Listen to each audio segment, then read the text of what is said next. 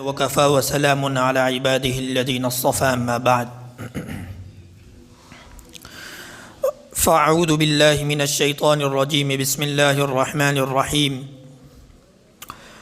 وما هذه الحياة الدنيا إلا لهو ولعب وإن الدار الآخرة لهي الحيوان لو كانوا يعلمون وقال تعالى يا أيها الذين آمنوا اتقوا الله وكونوا مع الصادقين صدق الله مولانا العظيم۔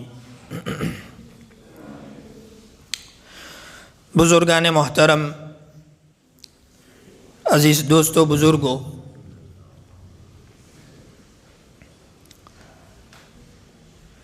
حضرت مولانا جلال الدین رومی رحمۃ اللہ علیہ نے اپنی کتاب مثنوی شریف میں ایک واقعہ لکھا ہے۔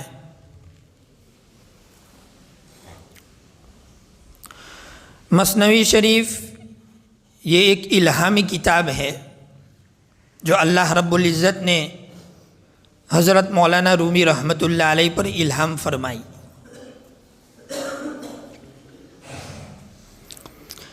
یہ بڑی نفع بخش اور مفید کتاب ہے۔ یہ اللہ تعالیٰ سے عشق و محبت پیدا کرنے والی کتاب ہے۔ حجت الاسلام حضرت مولانا قاسم نانوتوی رحمۃ اللہ علیہ فرماتے ہیں کہ 3 کتابیں بڑی عمدہ، بڑی پیاری اور پسندیدہ ہیں: قرآن کریم، بخاری شریف اور مثنوی شریف۔ تو حضرت مولانا جلال الدین رومی رحمۃ اللہ علیہ نے مثنوی شریف لکھی ہے، اور اس کتاب میں حضرت نے واقعات، حکایات، قصے، مثالیں بیان فرمائی ہیں، اور ان کے ضمن میں ان کے ذیل میں ایسی نصیحتیں بیان فرمائی ہیں کہ ان نصیحتوں کو سن کر، پڑھ کر اللہ تعالیٰ سے عشق و محبت پیدا ہو جاتی ہے۔ تو گویا یہ کتاب معرفت الہی اور محبت الہی پیدا کرنے والی کتاب ہے۔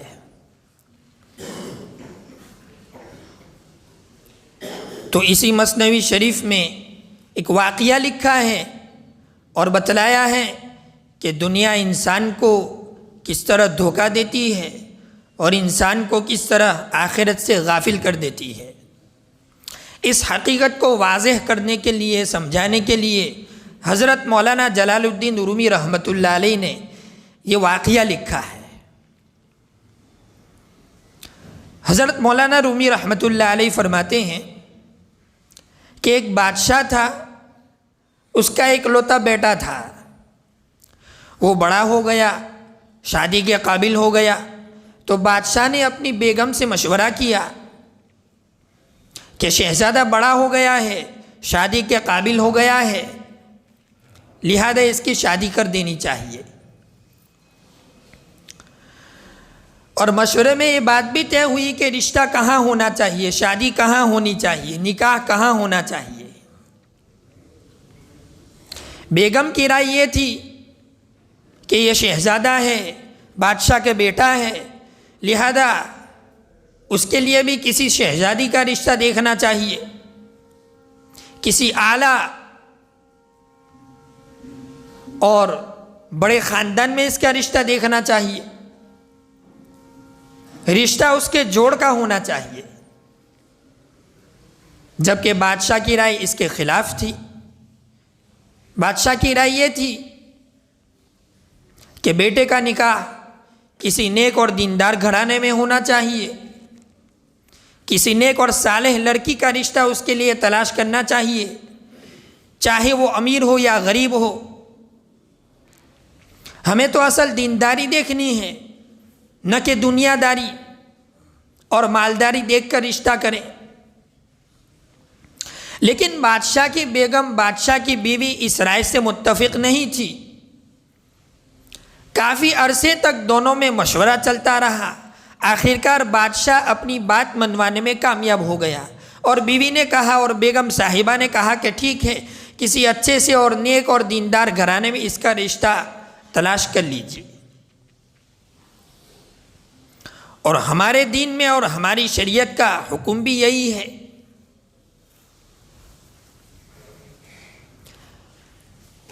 کہ شادی بیاہ اور نکاح میں اگر کسی لڑکے یا لڑکی کے رشتے کا انتخاب کرے تو اس میں دینداری دیکھنی چاہیے۔ نبی اکرم صلی اللہ علیہ وسلم نے ارشاد فرمایا، حضرت ابو ہریرہ رضی اللہ تعالیٰ عنہ مخاطب ہیں، حضرت ابو ہریرہ رضی اللہ تعالیٰ عنہ سے مخاطب ہیں، اللہ کے نبی فرماتے ہیں کہ تنکح المرأة لأربع، کہ عموماً 4 وجہوں کی بنیاد پر کسی عورت سے نکاح کیا جاتا ہے۔ لمالہا، اس کی مالداری کی وجہ سے، ولحسبہا، اس کے حسب و نسب اور خاندان کی وجہ سے، ولجمالہا، اس کے حسن و جمال اور خوبصورتی کی وجہ سے، ولدینہا، اور اس کی دینداری کی وجہ سے۔ آگے اللہ کے نبی ارشاد فرماتے ہیں فاظفر بذات الدین تربت یداک، کہ ابو ہریرہ نیک اور دیندار عورت سے نکاح کر کے شادی کر کے کامیاب ہو جا، تیرے ہاتھ خاک کالود ہوں۔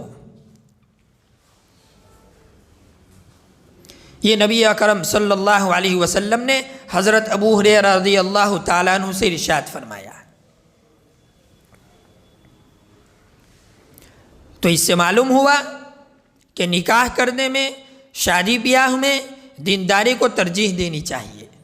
دینداری کے ساتھ اگر مالداری بھی آ جائے، خوبصورتی اور حسب و نسب بھی جمع ہو جائے تو سبحان اللہ، بہت اچھی بات ہے، لیکن دینداری کو بالکل نظر انداز کر دینا اور دوسری چیزوں پر، مالداری پر، حسن و جمال پر اور خوبصورتی کو ترجیح دینا، یہ اچھا نہیں ہے۔ ایسے رشتوں میں دنیاوی اور اخروی بڑے بڑے نقصانات ہوتے ہیں، اور ایسا رشتہ جو دینداری کی بنیاد پر کیا جاتا ہے، جو دین کی بنیاد پر کیا جاتا ہے، جو نیکی کی بنیاد پر کیا جاتا ہے، تو ایسا رشتہ بڑا مبارک، قابل رشک اور قابل ترجیح ہوا کرتا ہے، اور دنیا اور آخرت میں کامیابی کا سبب بنتا ہے۔ اس لیے اس حدیث پاک میں نبی اکرم صلی اللہ علیہ وسلم نے دینداری کی بنیاد پر نکاح کرنے کی ترغیب دی ہے۔ بہرحال بادشاہ اپنی بیوی کو بات منوانے میں کامیاب ہو گیا۔ اس نے اپنی بیوی سے کہا کہ اصل تو دینداری ہے، تو دنیا داری دیکھ رہی ہے، مالداری دیکھ رہی ہے، حالانکہ اصل دینداری ہے۔ دنیا اور مالداری یہ دیکھنے کی چیز نہیں ہے، دنیا یہ اختیار کرنے کی چیز نہیں ہے، یہ قابل ترجیح نہیں ہے۔ اگر قابل ترجیح کوئی چیز ہے تو وہ آخرت ہے۔ جس کے اندر دینداری ہوگی، آخرت کی فکر ہوگی، اس کی زندگی میں بہت زیادہ عافیت، سکون اور سلامتی ہوگی۔ اور جس کی زندگی میں دینداری نہیں ہے، بلکہ اس کے اندر دنیا ہی دنیا ہے، اس کے اندر دنیا طلبی ہے، اور وہ دنیا کی شہرت کا طلبگار ہے، اس کے اندر دنیا کی شہرت کی حرص ہے اور لالچ ہے، تو اس کے وہاں نہ سکون ہوگا، نہ چین ہوگا، نہ راحت ہوگی، نہ آرام ہوگا۔ اور نکاح کیا جاتا ہے آرام، سکون اور راحت حاصل کرنے کے لیے۔ تو بہرحال بادشاہ کی بات غالب آ گئی، وہ یہ بات منوانے میں کامیاب ہو گیا، اور دیندار گھرانے میں شہزادے کا نکاح ہو گیا۔ شادی سے پہلے ماں باپ کو یہ غم ہوتا ہے، یہ فکر لاحق ہوتی ہے کہ ہماری اولاد کا صحیح وقت میں صحیح جگہوں پر نکاح ہو جائے، اور جب نکاح ہو جاتا ہے تو شادی کے بعد دوسرا غم، دوسری پریشانی، دوسری فکر یہ لاحق ہوتی ہے کہ اس کے یہاں اولاد ہو جائے، اس کے یہاں بچے ہو جائیں۔ شادی ہونے کے بعد دوسرا غم یہ ستاتا ہے، خاص کر کے سسرال والوں کو یہ فکر لاحق ہوتی ہے کہ ابھی تک بچہ کیوں نہیں ہوا، نہیں ہوا تو کیوں نہیں ہوا، اس کی کیا وجہ ہے، اس کا کیا سبب ہے۔ ارے بھائی، اللہ کا شکر ادا کرنا چاہیے کہ اپنی اپنی اولاد کا صحیح وقت میں صحیح جگہوں پر نکاح ہو گیا، تو کم سے کم اس کا تو شکر ادا کرنا چاہیے۔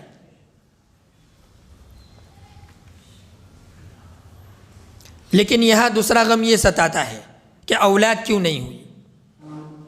یہ بات ہمیں بڑے غور و فکر سے اور بڑے ہی اچھے انداز میں سمجھ لینے کی ضرورت ہے کہ اولاد کا عطا کرنا یہ ہمارے قبضے قدرت میں نہیں ہے، بلکہ اولاد کا عطا کرنا یہ اللہ رب العزت کے قبضے قدرت میں ہے۔ قرآن کریم کا صاف طور پر اعلان ہے، للہ ملک السماوات والارض یخلق ما یشاء یہب لمن یشاء اناثا ویہب لمن یشاء الذکور۔ یہ قرآن کریم کا صاف طور پر اعلان ہے۔ کائنات کا سارا نظام اور اولاد کا عطا کرنا، ساری تخلیق، یہ سب اللہ تعالیٰ کے قبضے قدرت میں ہے۔ اللہ تعالیٰ فرماتے ہیں یہب لمن یشاء اناثا ویہب لمن یشاء الذکور، یہ اللہ تعالیٰ کے قبضے قدرت میں ہے کہ جس کو چاہے بیٹے عطا فرماتے ہیں، جس کو چاہے بیٹیاں عطا فرماتے ہیں۔ او یزوجہم ذکرانا و اناثا، یہ اللہ تعالیٰ کے قبضے قدرت میں ہے کہ جس کو چاہتے ہیں دونوں چیزیں عطا فرماتے ہیں، بیٹے بھی دیتے ہیں بیٹیاں بھی دیتے ہیں۔ وَيَجْعَلُ مَن يَشَاءُ عَقِيمًا، اور یہ اللہ تعالیٰ کے قبضے قدرت میں ہے کہ جس کو چاہتا ہے اللہ تعالیٰ بانجھ بنا کے رکھتے ہیں، کوئی بھی اولاد نہیں دیتے ہیں۔ یہ اللہ تعالیٰ کی کاریگری ہے، یہ اللہ تعالیٰ کی قدرت میں ہے، یہ ہمارے قبضے قدرت میں نہیں ہے۔ اللہ کرے یہ بات ہماری سمجھ میں آ جائے۔ تو بہرحال اس واقعے میں بھی ایسا ہی ہوا۔ 6 مہینے گزر گئے، سال گزر گیا، سوالات کا سلسلہ شروع ہو گیا کہ آخر کوئی شہزادہ یا شہزادی کیوں نہیں آئی، بچہ کیوں نہیں پیدا ہوا، کیا قصہ ہے، کیا بات ہے۔ سوالات کا سلسلہ شروع ہو گیا۔ جب تفتیش کی، تحقیق کی تو پتہ چلا کہ شہزادے پر تو کسی نے جادو کر دیا ہے، اور جادو بھی کس نے کیا ہے؟ ایک کالی کلوٹی بد شکل بد صورت بڑھیا نے کیا ہے، اور اس نے جادو کر کے اس کو اپنی قید میں پھنسا لیا ہے، اس کو اپنا گرویدہ بنا لیا ہے، اس کو اپنا عاشق بنا لیا ہے۔ ہر وقت اس کو وہ بڑھیا ہی نظر آتی ہے۔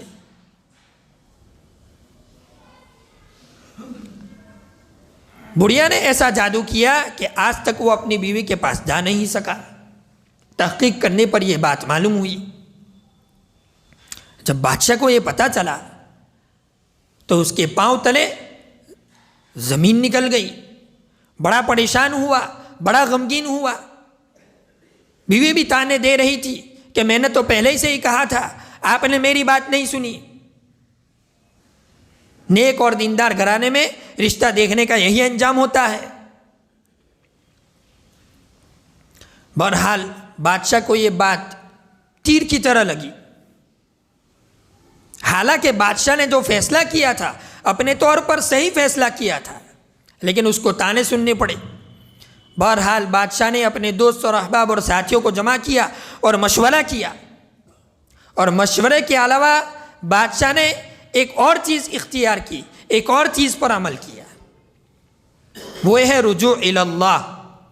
اللہ تعالیٰ کی طرف متوجہ ہوا، اللہ تعالیٰ کی طرف رجوع کیا۔ تو اس واقعے میں جو نصیحت یاد رکھنے کے قابل ہے وہ یہ ہے کہ پریشانی تو سب پر آتی ہے، مالدار کو بھی پریشانی آتی ہے، غریب کو بھی پریشانی آتی ہے، دولت مند کو بھی پریشانی آتی ہے، بادشاہ کو بھی پریشانی آتی ہے، وزیر کو بھی پریشانی آتی ہے، فقیر کو بھی پریشانی آتی ہے۔ اس دنیا میں کوئی انسان ایسا نہیں ملے گا کہ جس پر کوئی نہ کوئی پریشانی نہ آتی ہو۔ پریشانی سب پر آتی ہے۔ اللہ تعالیٰ نے اس کائنات میں 2 چیزیں رکھی ہیں، اور اللہ تعالیٰ نے 3 عالم بنائے ہیں۔ ایک عالم ایسا ہے کہ جس میں خوشی ہی خوشی ہے، جس میں راحت ہی راحت ہے، جس میں سکون ہی سکون ہے، وہاں پریشانی، مصیبت، تکلیف اور غم کا کوئی تصور نہیں ہے، اور ایسا عالم ہے عالم جنت۔ اور ایک دوسرا عالم اللہ تعالیٰ نے بنایا ہے، وہاں پریشانی ہی پریشانی ہے، وہاں غم ہی غم ہے، وہاں تکلیف ہی تکلیف ہے، وہاں مصیبت ہی مصیبت ہے، وہاں پریشانی ہی پریشانی ہے، وہاں چین و سکون، راحت و آرام کا تصور نہیں۔ اور ایسا عالم ہے عالم جہنم، یہ جہنم کا عالم ہے۔ اور ایک عالم اللہ تعالیٰ نے بنایا ہے، وہاں غم بھی ہے اور راحت بھی ہے، وہاں سکون بھی ہے، پریشانی بھی ہے، اور ایسا عالم ہے عالم دنیا۔ تو اللہ تعالیٰ نے دنیا میں دونوں چیزیں بنائی ہیں، کبھی خوشی ہوتی ہے تو کبھی غم لاحق ہوتا ہے، تو پریشانی سب کو آتی ہے، لیکن اس پریشانی کے عالم میں ہمیں کیا کرنا چاہیے؟ تو اس واقعے میں یہ نصیحت ہمیں ملتی ہے کہ جب بھی کوئی پریشانی پیش آئے تو فوراً اللہ تعالیٰ کی طرف رجوع کرنا چاہیے، اللہ تعالیٰ کی طرف متوجہ ہونا چاہیے، سب سے پہلے آقا کی طرف رجوع کرنا چاہیے، اللہ تعالیٰ سے مدد مانگنی چاہیے، عافیت مانگنی چاہیے، صحت مانگنی چاہیے، دعا مانگنی چاہیے، اول بھی مانگے، آخر بھی مانگے، درمیان بھی مانگے، قبول ہو یا نہ ہو مانگتا ہی رہے، مانگتا ہی رہے، یہاں تک کہ قبول نہ ہو جائے۔ تو پریشانی کے عالم میں رجوع اللہ کا خاص اہتمام کرنا چاہیے۔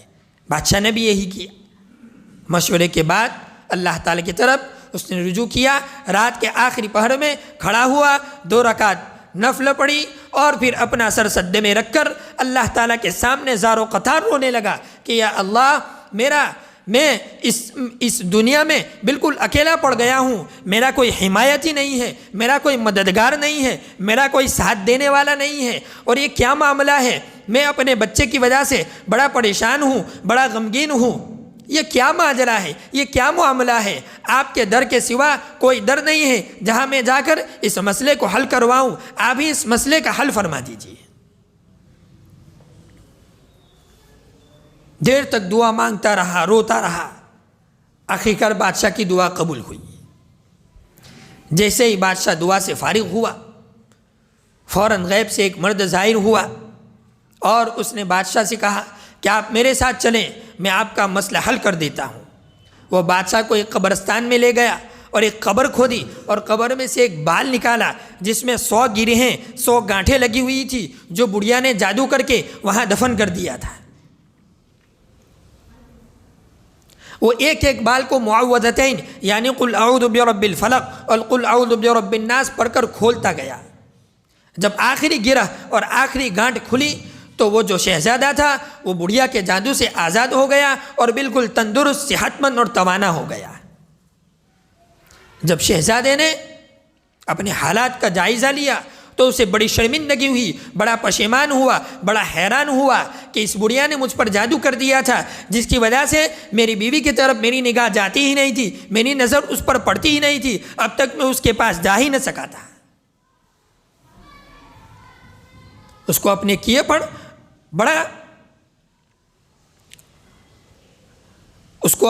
پر بڑی شرمندگی ہوئی، بڑی پشیمانی ہوئی اور بڑا نادم ہوا کہ یہ میں نے کیا کر دیا۔ میرے ماں باپ نے میرے لیے اچھا رشتہ تلاش کیا، نیک اور دیندار گھرانے میں میرا رشتہ کیا، میرا نکاح کروایا، اور میں نے اس طرح کرتوت کیے۔ جب وہ جادو سے آزاد ہوا، اپنے حالات کا جائزہ لیا تو اس کو پتہ چلا۔ اس واقعے کو بیان کرنے کے بعد حضرت مولانا جلال الدین رومی رحمۃ اللہ علیہ فرماتے ہیں کہ سارے مرد اور عورتوں کی مثال شہزادی کی ہے، اور دنیا کی مثال کالی کلوٹی بد شکل اور بدصورت بڑھیا کی ہے، اور شہزادی کی مثال جنت ہے۔ اللہ تعالیٰ نے ہمیں آخرت کے واسطے پیدا کیا ہے، آخرت کی تیاری کرنے کے واسطے پیدا کیا ہے، لیکن دنیا نے ہم پر جادو کر دیا جس کی وجہ سے ہم آخرت سے غافل ہو گئے۔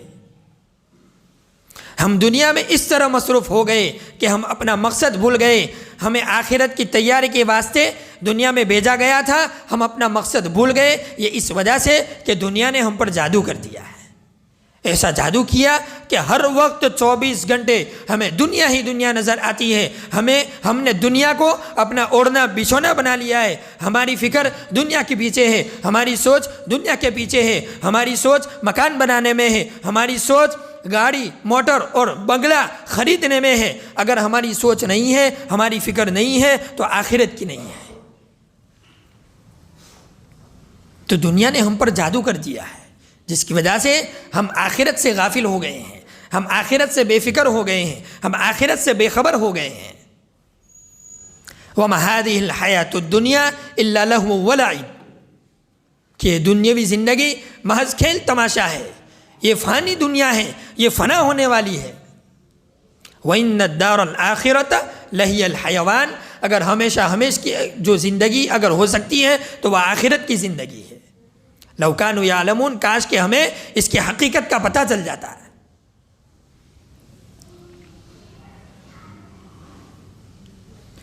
تو دنیا نے جو جادو کر دیا ہے تو اس کے توڑ کے لیے ہمارے پاس کیا علاج ہے؟ ہم کس طرح دنیا کی محبت اپنے دل سے نکال سکتے ہیں اور آخرت کی محبت اپنے دل کے اندر سما سکتے ہیں؟ اس کا کیا علاج ہے؟ اس کا کیا توڑ ہے؟ تو ہمارے بزرگان دین بتاتے ہیں کہ 3 کام کر لیں تو دنیا کی محبت ہمارے دل و دماغ سے نکل جائے گی اور آخرت کی محبت پیدا ہو جائے گی۔ پہلا کام تو یہ کرنا ہے کہ ہمیں کثرت سے موت کا مراقبہ کرنا ہے، موت کو یاد کرنا ہے۔ نبی اکرم صلی اللہ علیہ وسلم نے ارشاد فرمایا اکثروا ذکر حازم اللذات الموت، لذتوں کو توڑ دینے والی، ختم کر دینے والی چیز کو کثرت سے یاد کرو، یعنی موت کو کثرت سے یاد کرو۔ جتنا ہم موت کو یاد کریں گے اتنا دنیا کی محبت ہمارے دل سے نکلتی چلی جائے گی اور آخرت کی محبت پیدا ہوتی چلی جائے گی۔ ایک کام تو یہ کرنا ہے۔ دوسرا کام یہ کرنا ہے کہ کسی اللہ والے کے رہنمائی میں ہمیں اللہ کا ذکر کثرت سے کرنا ہے۔ جتنا زیادہ ہم اللہ کا ذکر کریں گے اتنا دنیا کی محبت نکلتی جائے گی اور محبت الہی ہمارے دل کے اندر آتی جائے گی۔ یہ قاعدہ ہے کہ جس چیز کا جتنا تذکرہ کیا جاتا ہے، جس چیز کو جتنا یاد کیا جاتا ہے، اتنی ہی وہ چیز ہمارے دل و دماغ میں بیٹھ جایا کرتی ہے، اس کی محبت ہمارے دل کے اندر پیدا ہو جایا کرتی ہے۔ تو فی الحال ہمارے دلوں میں اللہ تعالیٰ کی محبت اتنی نہیں ہے جتنی ہونی چاہیے، لیکن جب ہم اللہ تعالیٰ کو کثرت سے یاد کریں گے تو اللہ تعالیٰ کی محبت دھیرے دھیرے دھیرے ہمارے دلوں کے اندر پیدا ہوتی چلی جائے گی اور دنیا کی محبت ختم ہوتی چلی جائے گی۔ دنیا کو ہم نے اپنا اوڑھنا بچھونا بنا لیا ہے، اپنا مقصد بنا لیا ہے۔ جب اللہ تعالیٰ کو کثرت سے یاد کریں گے تو یہ اوڑھنا بچھونا ختم ہو جائے گا، یہ مقصد ختم ہو جائے گا، پھر ایک ہی مقصد ہمارے سامنے رہے گا، وہ ہے آخرت کی تیاری، وہ ہے آخرت کی فکر۔ تو دوسرا کام یہ کرنا ہے، اور تیسرا کام ہمیں یہ کرنا ہے کہ اللہ والوں کی صحبت میں اخلاص کے ساتھ رہنا ہے۔ وقتاً فوقتاً، موقع بموقع، وقفے وقفے سے اللہ والوں کے یہاں حاضری دینی چاہیے، اور وہ بھی اخلاص کے ساتھ حاضری دینی چاہیے، اپنا اصلاحی تعلق قائم کرنا چاہیے۔ اللہ والوں کی نظریں ایسی ہوا کرتی ہے کہ ایک نظر سے دل کی دنیا پلٹ جایا کرتی ہے۔ اللہ والوں کی جتنی بھی صفات ہوتی ہے، ان کی زندگی میں جتنی خوبیاں ہوتی ہیں، جتنے کمالات ہوتے ہیں، اللہ والوں کی صحبت میں رہیں گے، اللہ والوں کے یہاں جائیں گے تو وہ خوبیاں، وہ کمالات، وہ صفات ہمارے اندر بھی پیدا ہوتی چلی جائے گی۔ تو 3 کام کرنے ہیں۔ موت کا مراقبہ کرنا ہے، اللہ والے کی رہنمائی میں، کسی شیخ کی رہنمائی میں کثرت سے اللہ کا ذکر کرنا ہے، اور اللہ والوں کے یہاں اخلاص کے ساتھ حاضری دینا ہے۔ ان 3 کام کو اگر ہم پابندی سے کر لیں گے، پابندی سے کرنے والے بن جائیں گے، تو یہ جو دنیا کا جادو ہم پر ہوا ہے وہ جادو ختم ہو جائے گا، وہ کٹ جائے گا، وہ دور ہو جائے گا، اور جب جادو دور ہو جائے گا، دنیا کی محبت ہمارے دلوں سے نکل جائے گی، تو فکر آخرت ہمارے دلوں میں پیدا ہو جائے گی۔ اللہ تعالی ہمیں کہیں سنی باتوں پر عمل کی توفیق عطا فرمائے۔ وآخر دعوانا ان الحمد للہ رب العالمین۔